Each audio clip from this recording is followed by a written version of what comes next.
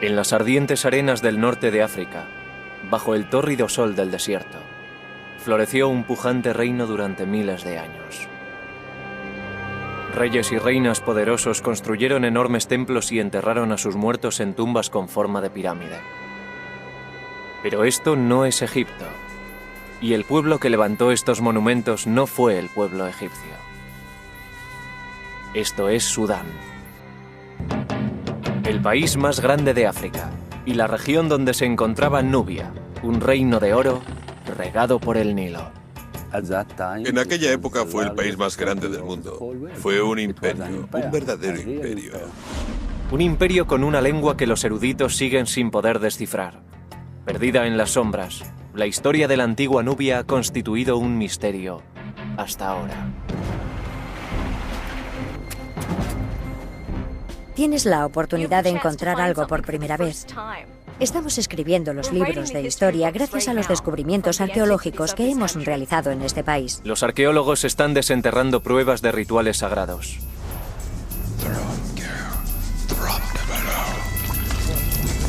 Este fue el escenario de un antiguo crimen. Parece como si alguien hubiera roto deliberadamente este altar en multitud de pedazos. Es posible que una invasión cruenta acabara con el poderoso imperio.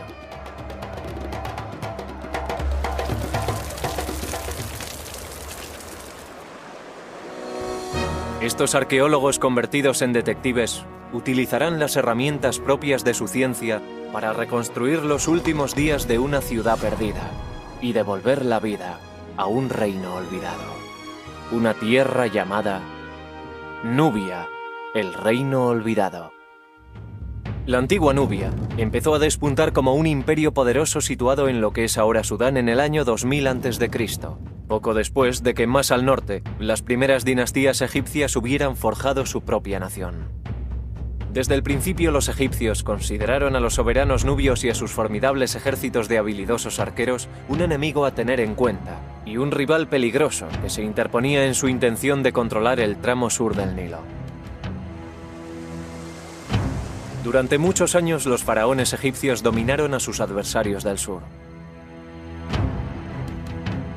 Pero llegó un momento en el que cambiaron las tornas y los nubios conquistaron Egipto.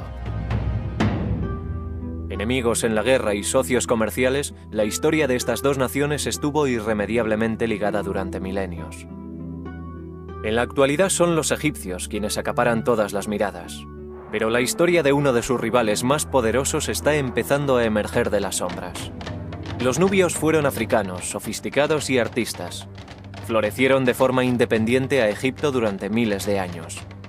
Las ricas vetas de oro de su subsuelo hicieron ricos a los soberanos nubios. Sus artistas alcanzaron una gran maestría a la hora de convertir el oro en joyas que adornaron a sus reyes. La cerámica nubia estaba considerada como una de las mejores del mundo antiguo.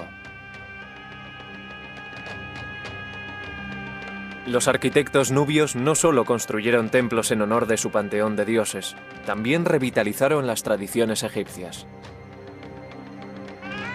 En la actualidad, Sudán tiene casi 3 veces más pirámides que Egipto. Cuando pienso en todos aquellos reyes tan poderosos que gobernaron Sudán, me gusta imaginar que pudieron ser mis antepasados. Siento que pertenecemos al mismo pueblo. En la década de 1920, el arqueólogo George Reisner excavó las magníficas tumbas nubias y estableció las bases de una cronología de reyes y reinas que se extiende a lo largo de más de 1000 años. Conocemos sus nombres, pero muchas de sus historias siguen ocultas en el código críptico de la lengua nubia. Para poder descifrar esa lengua, los arqueólogos sueñan con encontrar una nueva piedra de Rosetta, como la utilizada para traducir los jeroglíficos egipcios en 1822. Sería fantástico que pudiéramos encontrar un documento de tanta importancia. El sueño de todo arqueólogo es encontrar la pista que le ayude a resolver un rompecabezas como este.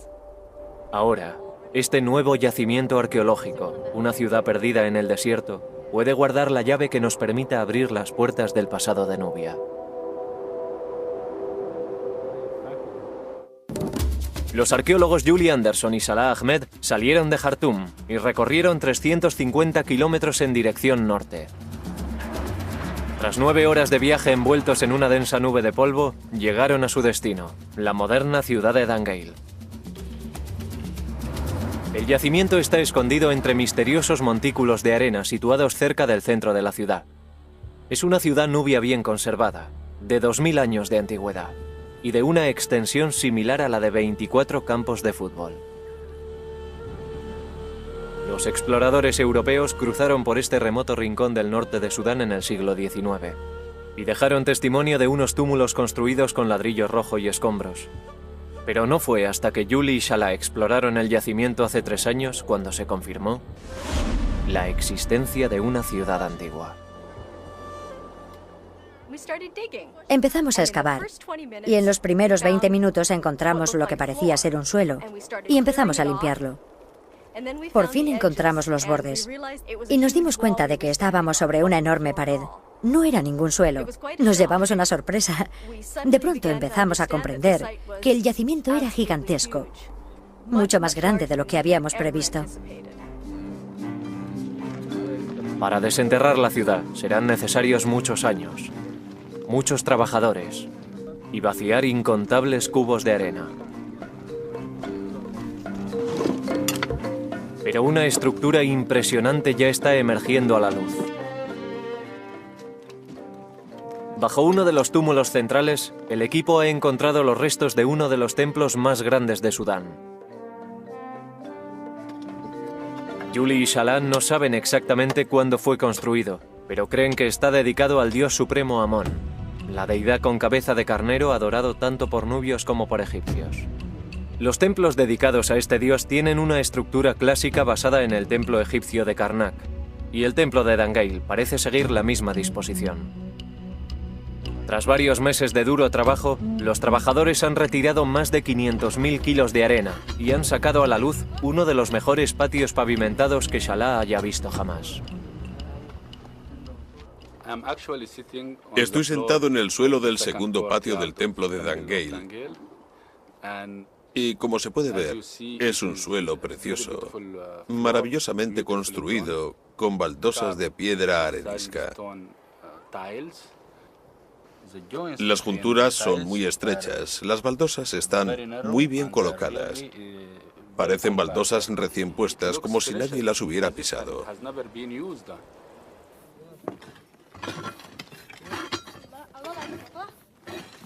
En otra parte del templo, Julie ha desenterrado los restos de una gran columna de arenisca. Al estar enterrada durante siglos, las figuras grabadas han conseguido escapar a la acción abrasiva del viento y la arena. Es preciosa. Tiene un pequeño ombligo. Es realmente preciosa. Sí. Y está muy bien conservada. Mira, lleva una pequeña falda. Y parece que tiene barriga, lo cual es un detalle simpático. Y él lleva los cántaros de agua. Uno está aquí y el otro aquí. Está vertiendo agua. Está realizando unas libaciones como ofrenda al dios. Vamos a limpiarla un poco mejor por aquí. En este clima extremo, no debe sorprendernos encontrar descripciones de ofrendas de agua en el templo. El agua es vida, sobre todo cuando hace calor. Y en verano aquí se alcanzan los 50 grados centígrados, por lo que el agua es una ofrenda muy bienvenida. Junto al dios portador de agua, Api, en la columna de arenisca hay grabado un misterioso texto nubio. Es un hombre sentado. Esta es la letra A. Y esta es la cabeza. Tiene un brazo caído y el otro levantado. Parece como si estuviera agachado. Pero sabemos que suena como A. Por desgracia sabemos que es una letra por la que empiezan muchas palabras. Y sabemos cómo suena. Pero no tenemos ni idea de lo que significan esas palabras. Los nubios crearon su nuevo alfabeto alrededor del año 200 a.C., cuando el reino estaba basado en la ciudad de Meroe. En un proceso de renacimiento cultural, los meroitas, como son conocidos sus habitantes, sustituyeron los jeroglíficos egipcios por su propio lenguaje escrito.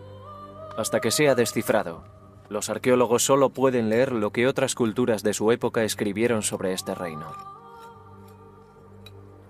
Tenemos algunos testimonios sobre el reino de Meroe gracias a fuentes externas, Existen historiadores griegos que han escrito acerca de ese reino, por lo que sabemos que entraron en contacto con el Imperio Romano y, por supuesto, con Egipto. Pero desconocemos el punto de vista de los meroitas. Si pudiéramos leer sus inscripciones, serían ellos quienes nos hablaran directamente. Nos hablarían acerca de ellos mismos. Necesitamos encontrar algo similar a la piedra de Rosetta encontrada en Egipto y que sirvió para descifrar los jeroglíficos egipcios. Necesitamos un texto bilingüe. Y la antigua ciudad de Dangeil es una firme candidata a tener una piedra de Rosetta. Su ubicación en el Nilo, justo al sur de una zona de rápidos llamada la Quinta Catarata, le aseguraba una posición estratégica junto a la intersección de las principales rutas comerciales del interior de África. La Quinta Catarata es muy rocosa, lo que imposibilita la navegación. Las rocas tienen los bordes tan cortantes que destrozarían el fondo de cualquier barco.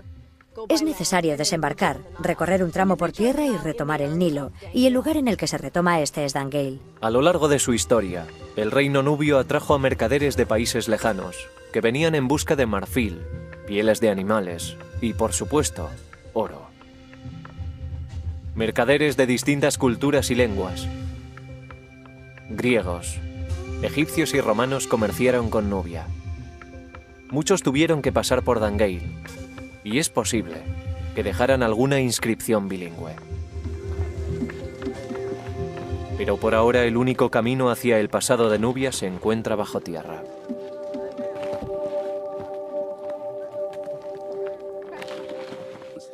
Aquí hay que excavar. Tienes que mancharte, tienes que rescatar cosas de la arena, estudiarlas y realizar tu propio análisis de lo que has encontrado.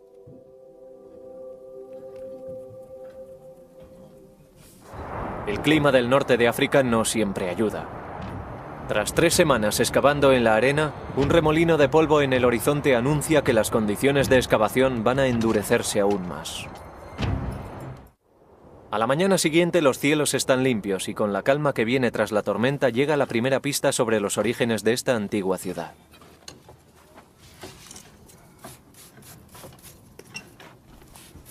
Esto es maravilloso. Salah. ¿Sí? Un cartucho. Solo la realeza tenía el privilegio de rodear su nombre con una simbólica forma oval llamada cartucho.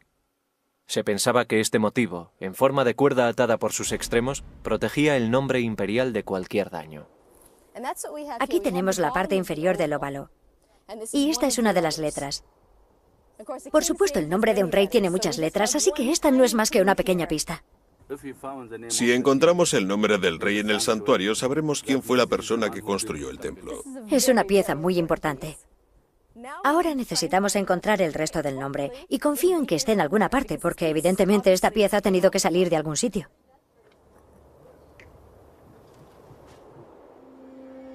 Aunque Yuli y Salah no saben exactamente quién construyó el templo de Amón en Dangeil, sospechan que tiene una antigüedad de 2000 años y que corresponde al periodo meroítico. Esa fue la época dorada de Nubia, cuando los reyes nubios gobernaban desde Meroe y eran enterrados en el cementerio real en tumbas que tenían una forma que nos resulta familiar. Influidos por la proximidad de Egipto, los nubios admiraban las enormes tumbas de Giza y empezaron a enterrar a sus reyes en sus propias pirámides, que a diferencia de las egipcias, tenían los lados más escarpados. A su lado construyeron capillas para las ofrendas, ricamente decoradas con grabados que representaban la cómoda vida ultraterrena del rey, atendido por sus numerosos sirvientes.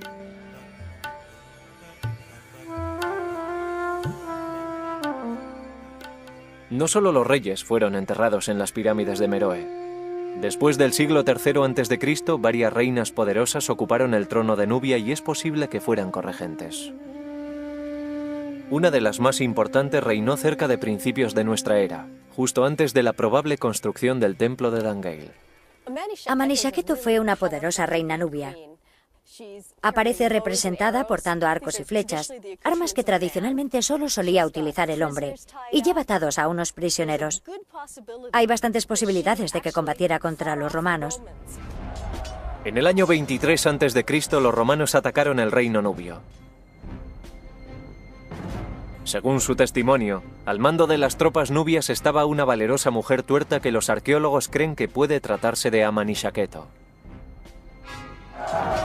La reina consiguió impedir que los romanos conquistaran su reino, e incluso logró la firma de un tratado de paz favorable. Aunque difuminadas, aún pueden encontrarse restos de la imponente figura de Amanisaketo en las paredes de su capilla de ofrendas. El gran tamaño de la figura demuestra lo poderosa que es la mujer y también que está bien alimentada. Esta representación sigue el canon de belleza meroítico. Luce un montón de brazaletes en los brazos y anillos en los dedos. Parece como si estuviera cubierta de oro. Fue una mujer muy afortunada por tener tantas joyas.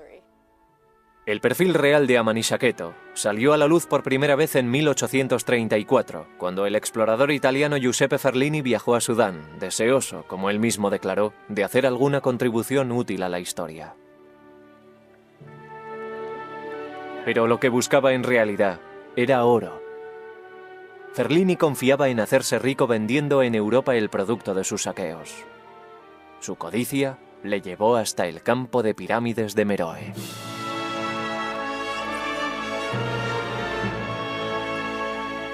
Según su diario, Ferlini ordenó a sus hombres que desmantelaran la tumba de Amanisaketo, una de las mejor conservadas del cementerio, y que medía más de 30 metros de altura. Mientras sus hombres trabajaban bajo el implacable sol del desierto, Ferlini descansaba a la sombra. Su tranquilidad fue alterada por los gritos de un trabajador que le pidió que subiera a la cima de la pirámide. Me levanté y corrí con el corazón henchido, con la esperanza de una deliciosa aventura. En la cima, Ferlini comprobó que sus hombres habían descubierto una cámara oculta bajo las piedras. De allí emergió un cuenco de bronce lleno de objetos envueltos en trapos de lino. Ferlini había encontrado lo que buscaba. Al atardecer, llevé los objetos descubiertos a mi tienda. Y cuando todos mis sirvientes se fueron a dormir, saqué los preciosos objetos y los estudié con el corazón rebosante de alegría. Admiré el oro que tanto abundaba y fui consciente de que excedía sobradamente a lo que yo sabía que estaba expuesto en todos los museos de Europa. Ferlini había descubierto una asombrosa cantidad de joyas. En la actualidad, gran parte de su descubrimiento se expone en el Museo Egipcio de Múnich.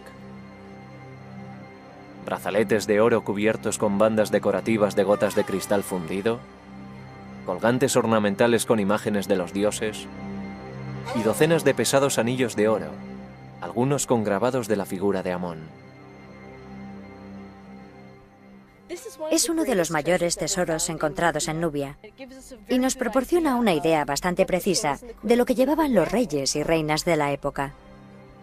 Aunque el saqueo de Ferlini sacó a la luz una colección de joyas increíble, hubo que pagar un precio por su descubrimiento.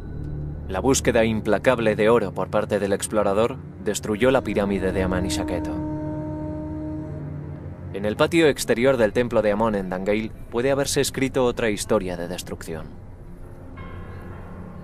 Es posible que también estas ruinas hayan sufrido algo más que los estragos del tiempo. Este templo fue abandonado por algún motivo, pero no estamos seguros de cuál puede ser. Desde debajo de la tierra, emerge la prueba que nos habla de la catástrofe sufrida por Dangeil. Es parte de la viga de un techo. Es una pieza larga de madera de palmera que está casi totalmente quemada. Como se puede ver, más que madera es carbón. La viga se rompe y se desintegra en cuanto la tocas. Esta es la parte de la viga del techo que se cayó al suelo después de que se produjera un gran incendio en este patio delantero. Debió de tratarse de un incendio terrible, porque se extendió por gran parte del palacio. Pueden verse señales del fuego en las columnas y en el suelo. Aunque hay partes del palacio que no fueron pasto de las llamas, el hecho de haber encontrado los restos de este incendio nos da una pista de por qué la gente abandonó esta zona. Puede que estallara una guerra, o también puede que el templo ardiera de forma accidental. En cualquier caso, el incendio debió de ser lo suficientemente devastador como para forzar la evacuación del templo, y quizás de toda la ciudad. Pero lo que pudo ser un desastre para los meroitas ha resultado ser una bendición para Yuli y Shala. Todo lo que está por debajo del fuego, que se produjo en la superficie del suelo, está conservado. Perfectamente conservado. Se ha creado una cápsula de tiempo, se ha conservado un momento del tiempo muy concreto para que nosotros podamos contemplarlo. Si la teoría de Yuli y Shala es correcta, ese momento del tiempo podría corresponder con los días finales del Imperio Nubio. Los arqueólogos saben muy poco acerca de ese periodo, pero las excavaciones en Dangeil podrían explicar cómo y por qué se derrumbó el poderoso reino nubio. Pero para conocer los orígenes del imperio debemos examinar una serie de monumentos situados más al norte. Justo detrás de la cuarta catarata del Nilo se encuentra el lugar más sagrado de Nubia, Jebel Barkal, la montaña pura. A sus pies se encuentra el templo dedicado a Amón más grande y posiblemente más antiguo de todo el país. Domina un fértil tramo del Nilo que ha dado vida a esta región durante más de 3000 años. Sus templos y sus tumbas tienen mucho que decirnos acerca de los primeros años del reino nubio. Shala deja la excavación durante unos días para realizar su peregrinación anual a Jebel Barkal. Voy en coche y paso allí 3 o 4 días. Después me siento otro. Soy un hombre nuevo. Pero antes debe cruzar el Nilo. En esta parte del país hay pocos puentes. Por eso estas barcazas transportan el tráfico de una orilla a otra del río. Shala está a punto de cambiar el verde y exuberante valle del Nilo por la tierra inhóspita del desierto de Bayuda. Es un viaje de 180 kilómetros en dirección noroeste a lo largo de una ruta que hunde sus raíces en la historia. Shala está siguiendo el mismo camino que recorrieron los grandes reyes y reinas de Nubia para llegar a los templos de Jebel Barkal. Hace mucho calor y la carretera es muy accidentada. La conducción se hace muy difícil, pero a mí me encanta. Al final de la carretera se encuentra Karima, la ciudad donde nació Shala, situada al pie de Jebel Barkal. La propia montaña alcanza un gran relieve cuando la ves destacar sobre la llanura que la rodea. De pronto te encuentras con una montaña que se levanta a 100 metros del suelo. Es impresionante. Para el joven Shala, que creció al pie de la montaña sagrada, Jebel Barkal y las ruinas que la rodean fueron una presencia constante. Cuando era niño me gustaba esta montaña. Solía venir todos los viernes con mis amigos y nos divertíamos mucho. Pero al mismo tiempo estas ruinas eran un misterio para mí. Sentía curiosidad por saber cuál era su origen y conocer el misterio de la montaña.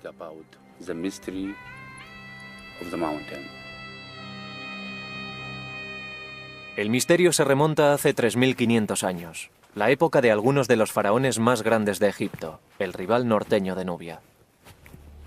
En la forma que adopta la cima de Jebel Barkal, los egipcios vieron la representación del símbolo más poderoso de la realeza, el Ureus, o cobra del Alto Egipto. Puedes ver la silueta de una corona con el símbolo de la realeza en su parte delantera. Como creían que Amón, el dios de los dioses, era el origen de su monarquía, los egipcios construyeron aquí un templo en su honor. Ampliado a lo largo de los años por los reyes nubios, el templo es el más grande de Sudán. Pero el tiempo ha pasado factura. Siglos de exposición a la erosión han hecho desaparecer las columnas con grabados como la que Yuli y Shala han encontrado en Dangeil. Las condiciones climáticas son muy duras. Por eso ahora tanto el templo como sus alrededores están en ruinas. Pero cuando el templo brillaba como una joya a los pies de la montaña sagrada, los poderosos faraones egipcios recorrían cientos de kilómetros para ser coronados aquí por los sumos sacerdotes de Amón. Este era el lugar más sagrado de todo el Valle del Nilo. Siempre pensaron que Amón moraba aquí. Dentro de la base del templo se levanta un templo en honor a la diosa Mut, la mujer del dios Amón. Shala es capaz de leer la leyenda mitológica de la montaña que aparece grabada en las paredes del templo. Aquí puede verse con claridad el perfil de la montaña.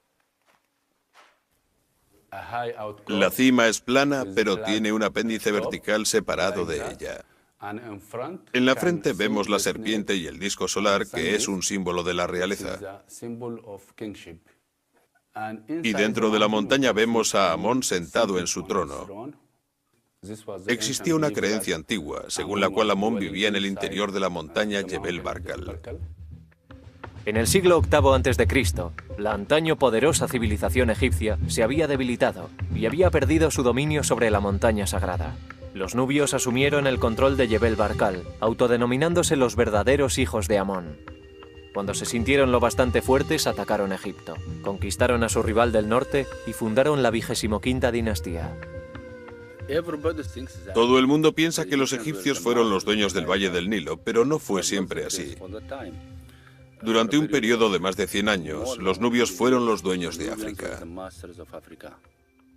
El rey Taharko fue el más destacado de esta poderosa dinastía de faraones nubios que gobernaron sobre la tierra de las pirámides e incorporaron a su reino toda la riqueza y el esplendor que había definido a la civilización egipcia. Durante casi un siglo, los nubios controlaron un territorio que en la actualidad se extendería desde Jartum a Palestina. Puede que en aquella época fuera el país más grande del mundo. Fue un imperio, un verdadero imperio.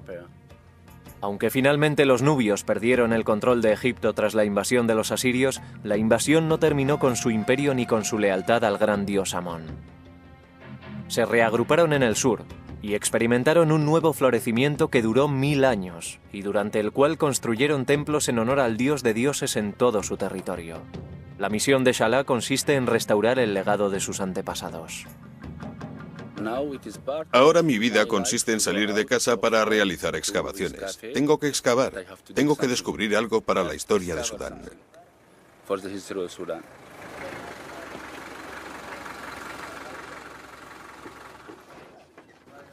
De vuelta en Dangeil, Salah va a enfrentarse a un nuevo reto.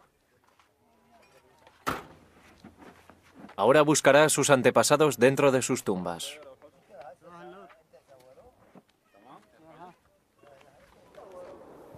En las afueras de la ciudad, junto al cementerio moderno de Dangeil, los trabajadores de un proyecto de irrigación han descubierto un cementerio antiguo. Todo parece indicar que la excavadora ha abierto la zanja justo donde estaban las tumbas. ¿Es una mala noticia? Sí, porque ha destruido al menos 9 o 10 tumbas. Pero por otro lado, de no haber sido por eso, no hubiéramos descubierto el cementerio. Así que ha sido malo y bueno a la vez.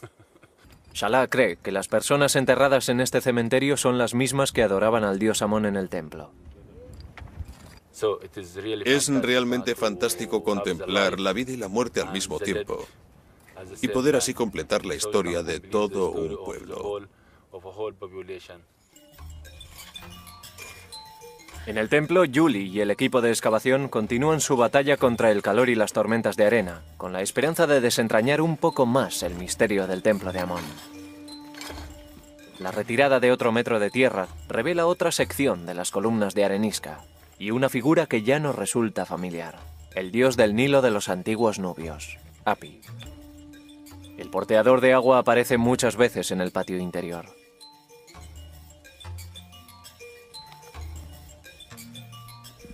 En esta columna tenemos 8 figuras de Hapi, y en las demás columnas tenemos otras 8. Así que cuando terminemos tendremos 32 figuras de Hapi.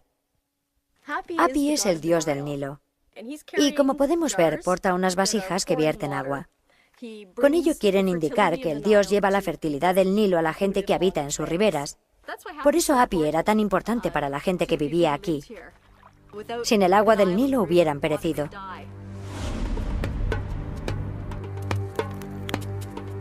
El agua era tan importante para los antiguos nubios que desempeñó un papel fundamental en la vida diaria de este templo.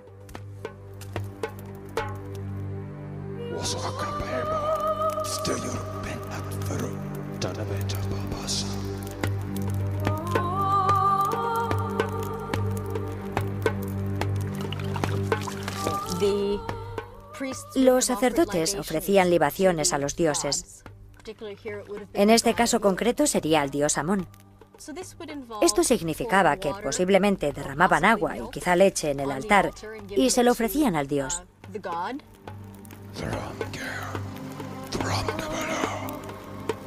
Los sacerdotes de Amón llevaban a cabo este ritual en la parte más sagrada del templo, el santuario interior. Por lo general, solo los sacerdotes tenían acceso a esa sala. Es el santuario principal, el Sancta Sanctorum del templo. Julie y Salah han estado esperando para excavar esta cámara sagrada. Esperan encontrar un altar o una estatua, algo relacionado con los antiguos rituales que saben que tuvieron lugar en el interior del templo. Estos bloques son enormes. Como se puede ver, su grosor es mayor que el tamaño de mi mano. Aquí guardaban algo muy pesado. Podría ser un altar o bien una estatua. Es aquí donde los sacerdotes harían sus ofrendas a Amón. Pero en el lugar en el que debía levantarse el altar, Julie encuentra las inquietantes pruebas de una profanación. Parece que alguien excavó un gran agujero en el suelo del santuario principal del templo. El altar sagrado ha desaparecido. O bien se lo llevaron con ellos o lo volcaron para llevárselo y se rompió al caer. Pero no hay duda de que, sea como sea, cometieron un sacrilegio terrible. Tras este descubrimiento, los restos del incendio encontrados en el patio delantero ya no parecen ser obra de un accidente. La identidad de los saqueadores es un misterio, pero lo que hicieron con el altar queda perfectamente claro cuando Julie reexamina un montón de fragmentos de piedra encontrados al principio de la temporada. ¡Cómo pesa!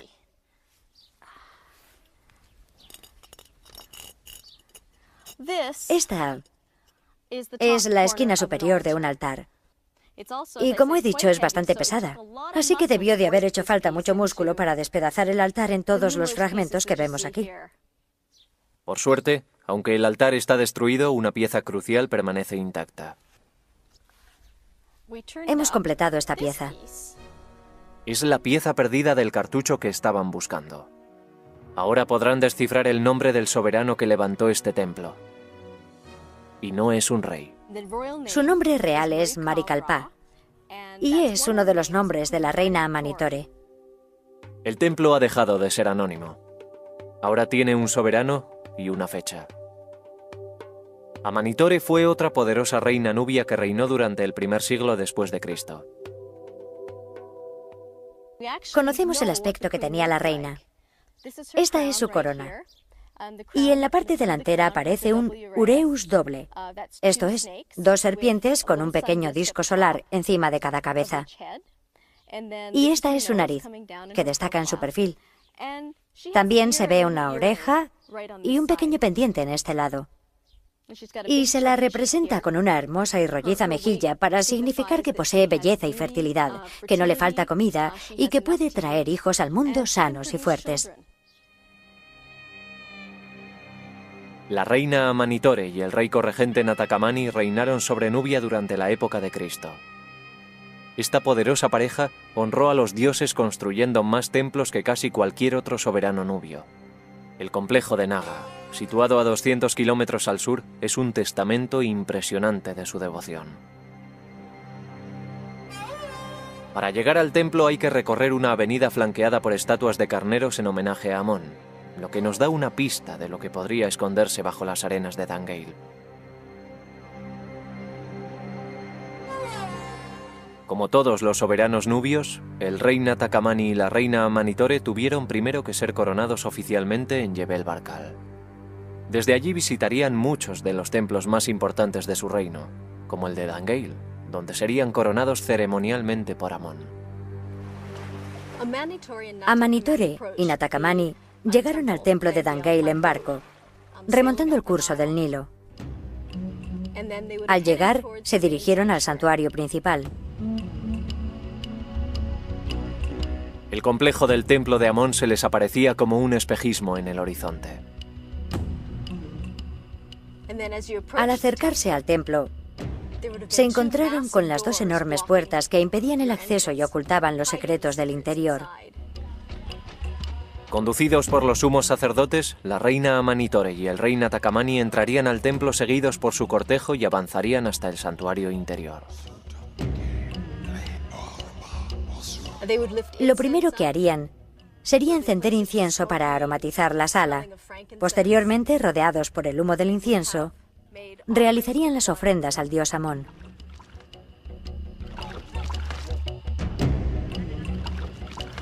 Entonces los sacerdotes de Amón, hablando en nombre del dios, indicarían quién debía ser el sucesor, quién debía ser el próximo rey.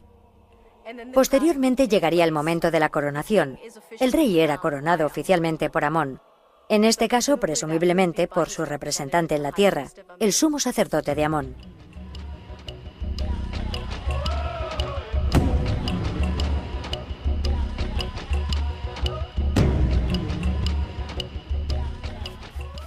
Aunque el acceso a los santuarios interiores estaba restringido a los sacerdotes y la realeza, las otras partes del templo estaban abiertas a los peregrinos de origen más humilde. Hemos encontrado una huella de pie con una inscripción en una de las losas del primer patio. La inscripción la dejó un peregrino que vino a visitar el templo. Servía para demostrar al dios y a otros peregrinos que esa persona había visitado el templo. Es algo muy humano. Algo que puede hacer cualquiera como un acto de devoción personal, un acto de fe. Tras el descubrimiento del cementerio antiguo, Julie y Salah disponen de un enlace con el pasado aún más directo. Estas tumbas están ocupadas por las mismas personas que adoraron al dios Amón en el templo hace casi 2000 años. Salah empieza la excavación de una nueva tumba que no se ha visto afectada por el canal de riego. Me basta con cepillar así para descubrir o darme cuenta de si hay algo antiguo bajo esta superficie.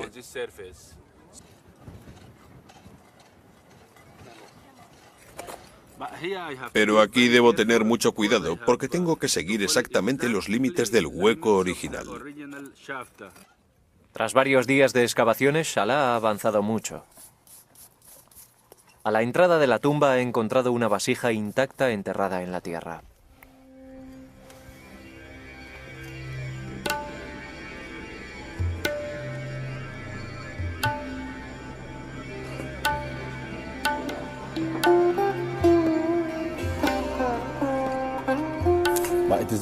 Es una vasija preciosa. Me gusta mucho su forma. Tiene una forma preciosa. También el color es muy bonito. Creo que es una pieza de museo preciosa. Es probable que la familia del difunto utilizara la vasija para quemar incienso en honor del fallecido como una última prueba de dolor. Este tipo de vasijas se colocaban boca abajo en el exterior de la tumba. La tumba se sellaba para lo que los meroitas creían que iba a ser la eternidad. Los familiares del difunto buscaban consuelo en el templo, donde rezaban por los enfermos y los muertos. Otras personas venían a dar gracias a los dioses por un nuevo nacimiento o por una cosecha abundante. Aquellos que querían entrar en el complejo del templo debían antes cruzar una inmensa puerta flanqueada por dos majestuosos bloques de piedra. A medio camino de una avenida flanqueada por carneros, podrían resguardarse del sol bajo una estructura techada sostenida por columnas. Más adelante se encontraban las grandes puertas del templo. El templo estaba completamente pintado. También las columnas estaban pintadas, incluso las paredes. Había color por todas partes. La parte inferior de las paredes y de las columnas del santuario exterior estaba decorada por la figura del dios Hapi portando agua, mientras que las imágenes del rey y la reina realizando ofrendas a Amón adornaban las zonas superiores de la cámara. Incluso las estatuas de los dioses estaban pintadas. Los sacerdotes cuidaban de las estatuas a diario, perfilando de negro con carbón los ojos pintados de rojo del carnero. Hasta ahora, Julie y Salah no han encontrado ningún resto de estas estatuas de Amón, pero saben que tienen que estar en alguna parte del interior del complejo del templo. Pero lo que han encontrado en una nueva zanja abierta en el exterior de la nueva entrada le hace pensar a Julie que las nuevas estatuas desaparecidas podrían haber sufrido el mismo destino que el altar del santuario interior. Hemos encontrado los pedestales de grandes estatuas, rotas en múltiples pedazos. Las estatuas están rotas en numerosos fragmentos. Hay literalmente miles y miles de fragmentos, muchos de los cuales están absolutamente irreconocibles.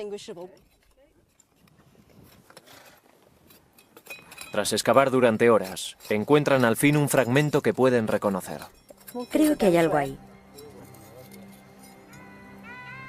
Oh. Es el ojo pintado de rojo de un carnero. El ojo.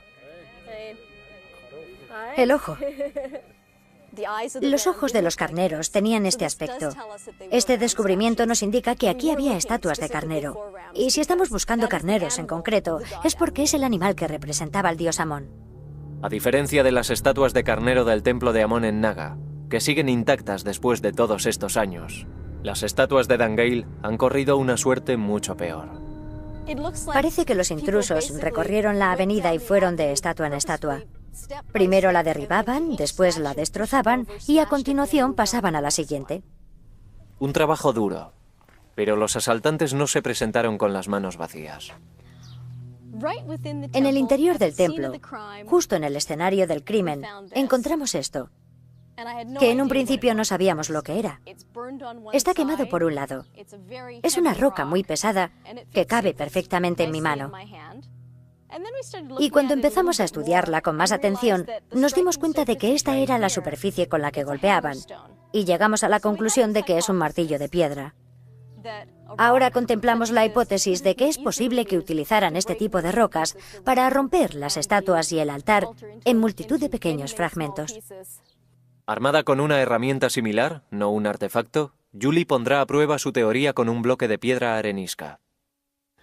Este es el tipo de arenisca que utilizaron en las estatuas de los carneros situados delante del templo. Imaginemos que esto es un carnero que he derribado.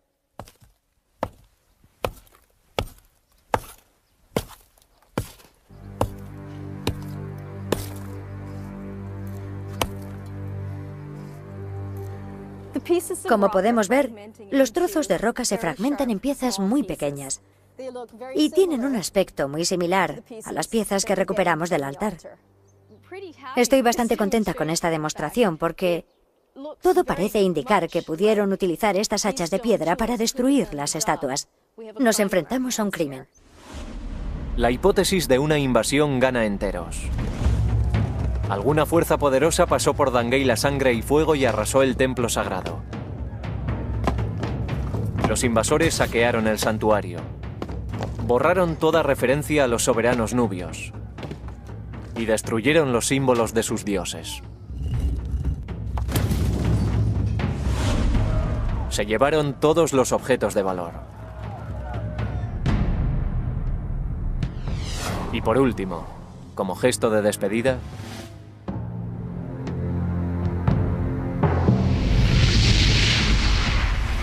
incendiaron el templo.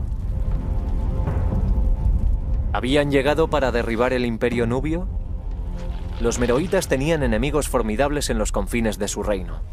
Estaban rodeados por feroces tribus nómadas del desierto, y había un reino rival en lo que ahora es Etiopía. La decadencia del reino nubio en el siglo III después de Cristo pudo haber precipitado el ataque a Dangeil.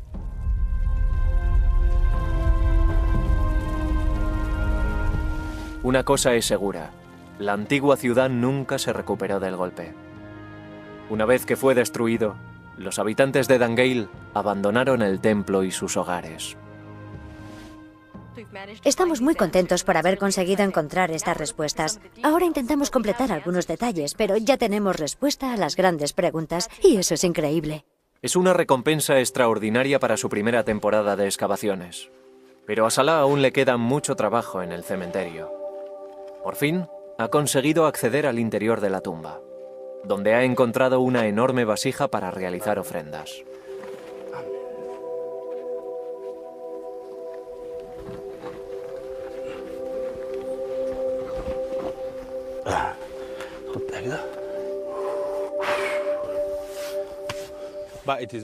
Es muy hermosa. Me gusta mucho la forma de esta vasija de cerámica. Se utilizaban para almacenar líquidos. Generalmente suelen encontrarse en la entrada de las tumbas para proteger a los muertos. Aquí, dentro de esta tumba, nos encontramos con un momento de la historia muy concreto. Es como si un momento determinado de la historia hubiera quedado sellado en esta tumba. Es muy emocionante encontrar los huesos para poder reconstruir todo el cuerpo. Pero al mismo tiempo hay que tener en cuenta que estás tratando con un cuerpo humano, un ser humano que se dedicaba a la agricultura o al pastoreo.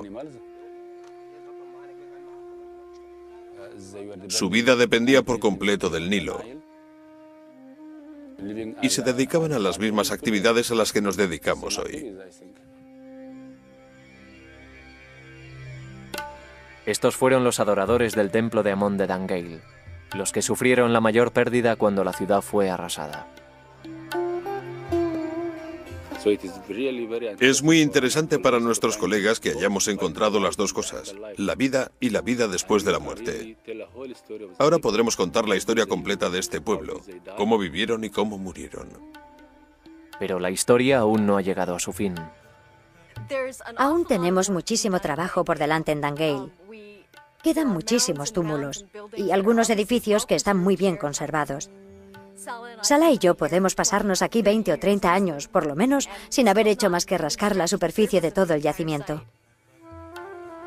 En algún lugar, debajo de la arena, puede estar esperándoles la deseada piedra de Rosetta, el secreto que les permita descifrar el misterioso lenguaje nubio.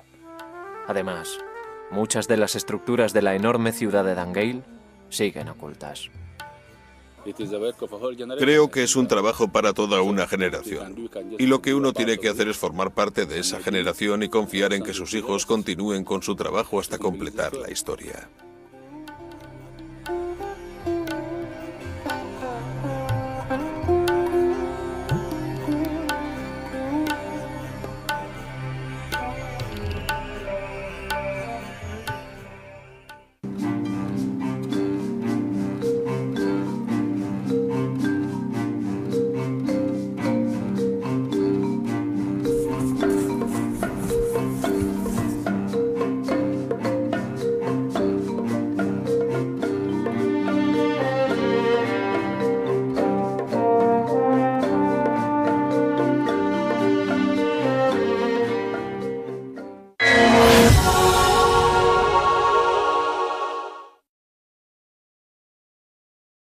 Arqueólogos están desenterrando pruebas de rituales sagrados.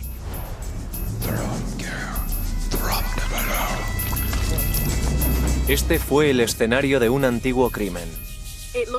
Parece como si alguien hubiera roto deliberadamente este altar en multitud de pedazos. Es posible que una invasión cruenta acabara con el poderoso imperio.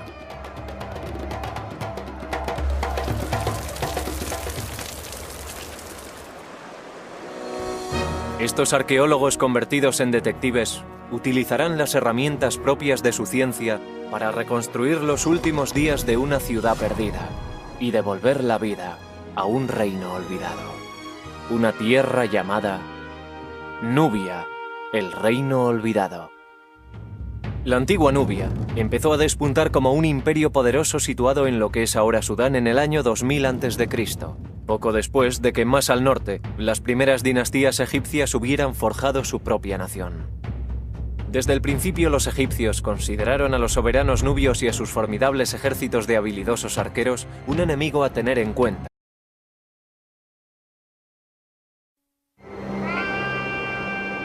En las ardientes arenas del norte de África, bajo el tórrido sol del desierto, floreció un pujante reino durante miles de años. Reyes y reinas poderosos construyeron enormes templos y enterraron a sus muertos en tumbas con forma de pirámide. Pero esto no es Egipto, y el pueblo que levantó estos monumentos no fue el pueblo egipcio. Esto es Sudán, el país más grande de África, y la región donde se encontraba Nubia, un reino de oro regado por el Nilo.